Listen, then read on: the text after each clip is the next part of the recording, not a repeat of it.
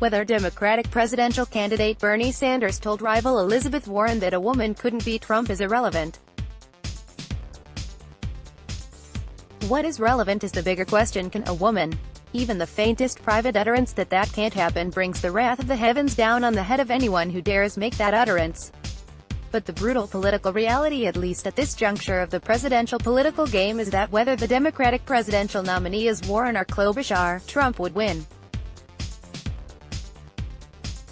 True, most Democratic women voters will vote for either one of them. But then again, a lot of women won't. One need look no further than Warren.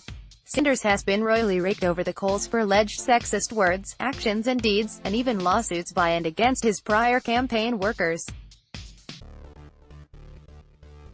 Yet, polls continually show that Bernie tops Warren in support among women. If Warren were the Democratic standard-bearer, she'd need to have as many women as possible backing her in the 5 states that will decide the White House to win. Trump's coup in snagging tens of thousands of women voters in the 2016 presidential election made the difference in his win against a woman, Hillary Clinton.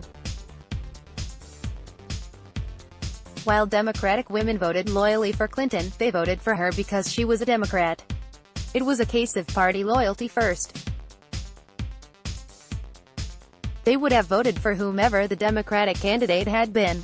Much is made that a woman, Clinton, did beat Trump handily in the popular vote. But that is nothing more than a historic curiosity. Clinton won in only 19 states, almost all on the coasts and in several hundred counties. This versus Trump's win in 30 states and nearly 3,000 counties. He won with the support of thousands of women voters, and that was a huge factor in him winning the Electoral College and the presidency. Early polls and surveys show that not much has changed. Many of the same women who backed Trump in 2016 will do it again. They'll do it in part out of party loyalty, and in part out of the old notion, still deeply ingrained in many women, that the Oval Office is a man's office. The idea is that the president must be tough, aggressive, and decisive, and that takes man. Yes, as repeatedly said, hundreds of women have won seats in Congress and in legions of local elections over men. And yes, at that level it's the long-needed and awaited sea change in how many women see women candidates in head-to-head challenges versus men candidates. However, there are thousands in congressional and state offices but only one president. This is where the old thinking still rears up about the presidential office being a man's office. In one poll, nearly 70% of men and women were lukewarm at best in answering the question whether they thought women were respected in politics. 1 out of 4 respondents flatly said that there would never be a woman president, and the most optimistic thought it would take at least another 5 years before that happened. Trump exploited that sentiment to the hilt. He may be the biggest sexist, misogynist, female abuser that ever sat in the White House. But he's still seen as brash, tough, and outspoken. For many women, that seems to mark him as having the right stuff to be president. A Warren or Klobuchar would have to find a way to crack this deep ingrained gender silliness. Then there are the women who ultimately voted for Trump.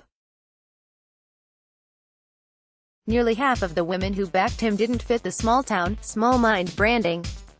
They were college-educated, middle-class women who lived in the suburbs. Warren is a tough, self-confident presidential contender with big, thoughtful plans for change. This should be enough to give her a legitimate shot to knock Trump out the box. Unfortunately, for the conservative women who backed Trump in 2016, it won't. The test is whether there are enough other women who aren't conservative or Democratic voters who see Warren and her program as one that they can back even though it comes from a woman. No one really knows just how many women there are who really want to see a woman be president but who might hold back from backing Warren or Klobuchar in the Democratic primaries precisely because they're scared stiff that a woman can't beat Trump. The safer play seemingly for them to back a Biden or Sanders. A poll spun us by asking those who backed Warren if they could change anything about her, what it would be. No surprise, gender was the runaway answer.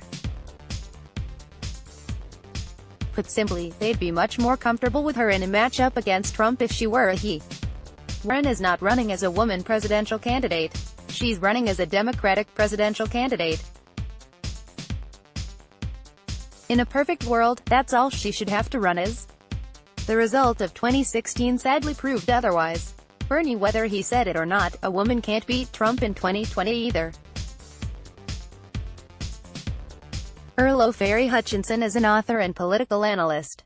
He is the author of Who Can Beat Trump? America's Choice 2020. https://www.amazon.com/dp/bo7kvm86c6. He is a weekly co-host of The Al Sharpton Show on Radio 1.